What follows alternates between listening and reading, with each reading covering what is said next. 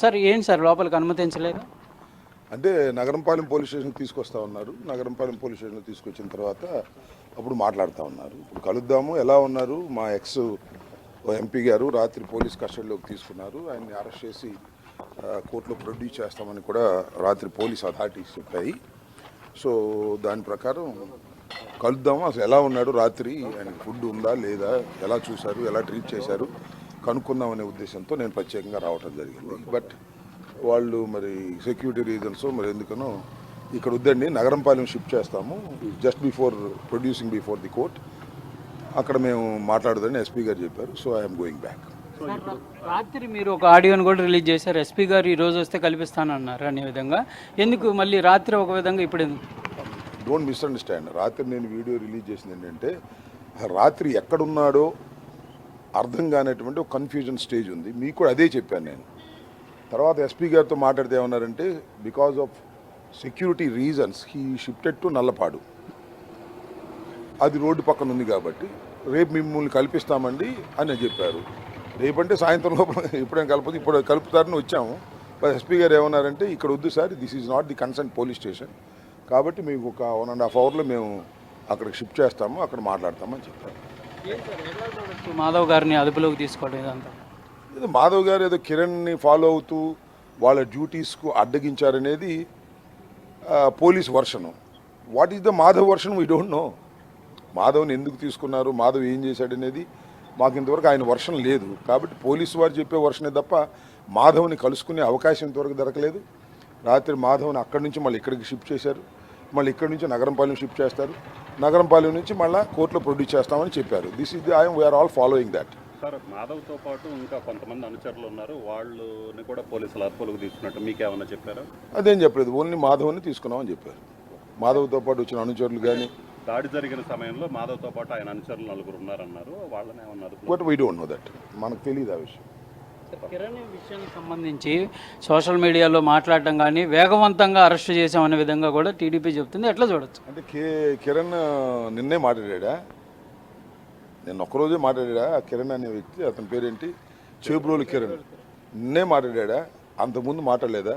సంవత్సరం నుంచి అతని పని అదేగా, నారా లోకేష్ చెప్పడం, ఇతను మాట్లాడటం. ఐటీడీపీ ఇవాళ కొత్తగా మాట్లాడి ఇవాళ అరెస్ట్ చేస్తే అనుకోవచ్చు. ఇవాళ ఏంటంటే సాక్షాత్తు మాజీ ముఖ్యమంత్రి జగన్మోహన్ రెడ్డి గారి సతీమణి భారతి మీద మాట్లాడేసరికి టోటల్గా మాకున్న సోషల్ మీడియా అంతా ఒకసారి విరుచుకుపడింది.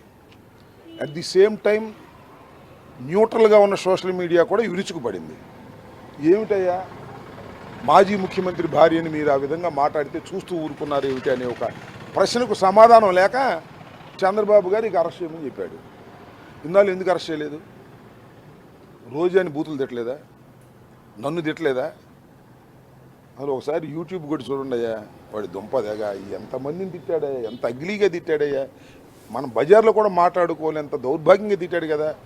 వాడికి ఫీడింగ్ ఎవరు? అతనికి ఐటీడీపీనే కదా. ఐటీడీపీకి ఫీడింగ్ ఎవరు? నారా లోకేష్ గారే కదా.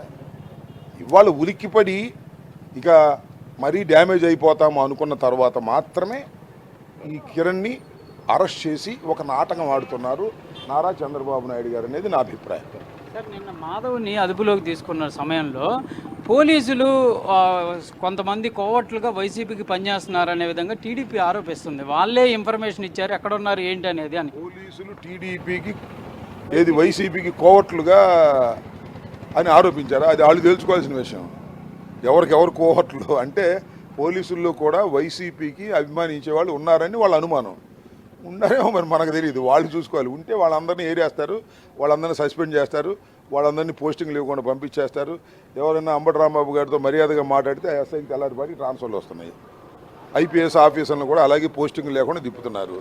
అంటే పోలీసు వ్యవస్థలో తెలుగుదేశం పార్టీ నారా లోకేష్ ఏం చెప్తే అది చేసేవాళ్ళు వాళ్ళకి కావాలని ఏరుకుంటున్నారు.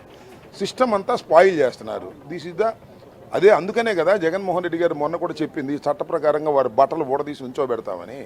సో రూల్ ప్రకారం పోయేవాడు కూడా వైసీపీ లాగానే కనపడతాడు. వాళ్ళకి 24 గంటల్లో హాజరుపరచాలి అని ఎవరన్నా ఎస్ఐ గారు సిఐ గారు అన్నా అనుకో, 24 గంటల్లో హాజరుపరచాల్సిందే అన్నవాడు వాడు తెలుగు వైసీపీ అనుకూలంలాగా ఉండడం, అది రూలు. కొంతమందిని 24 గంటలు కాదు 48 గంటలు కూడా అట్టి పెట్టుకున్నారు కదా దృష్టిలోకి రాకుండా. అయితే మాధవ్ని అరెస్ట్ చేశారని చెప్పారు కాబట్టి మాధవ్ని విదిన్ 24 అవర్స్లో పెట్టాల్సిందే. అంటే మహిళా ఎస్పీని అగౌరవపరిచే విధంగా జగన్మోహన్ రెడ్డి వ్యాఖ్యలు ఉన్నాయని నిన్న పూరంధేశ్వరి కూడా చెప్పడం జరిగింది. ఆమెకి వాళ్ళ బావగారైనా ఆ బావగారిని సపోర్ట్ చేయడం తప్ప ఏమీ లేదు. మహిళా ఎస్పీని ఎక్కడ అవమానించారండి? ఏం మాట్లాడి నాకు అర్థం కాదు.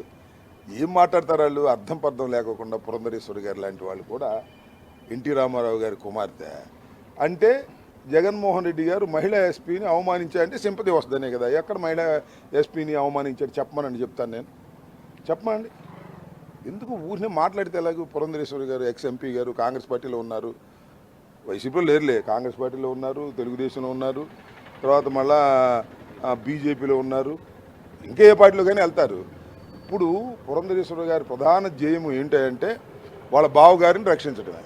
అది ఇది ప్రధానంగా కూడా అంబటి రాంబాబు అయితే తన యొక్క చెప్తున్నటువంటి పరిస్థితి ఉంది. క్లియర్గా పోలీసులు అయితే కల్పిస్తారనేటటువంటి అవకాశంతో ఇక్కడికి వచ్చాము. కానీ ఇక్కడికి వచ్చిన తర్వాత నగరంపాలెం పోలీస్ స్టేషన్కి మార్చిన తర్వాత అవకాశం ఇస్తామనే విధంగా చెప్పడంతో ప్రస్తుతం అయితే అక్కడికి గంటన్నర తర్వాత తీసుకొచ్చే అవకాశాలు ఉన్నాయి. కాబట్టి కంపల్సరీగా అక్కడికి వచ్చి గోరంట్ల మాధవ్ని అయితే కలుస్తాననే విధంగా కూడా అంబటి రాంబాబు చెబుతున్నారు. దాంతోపాటు మాధవ్కి అరెస్టుకి సంబంధించినటువంటి అంశంలో పోలీసులు వర్షన్ చెప్తున్నారు, కానీ మాధవ్ వర్షన్ కూడా మాకు తెలియాల్సినటువంటి పరిస్థితి ఉంది అనే విధంగా కూడా చెప్తున్నటువంటి పరిస్థితి ఉంది.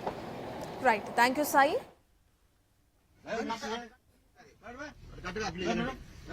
అది కట్టగా సార్ పోయి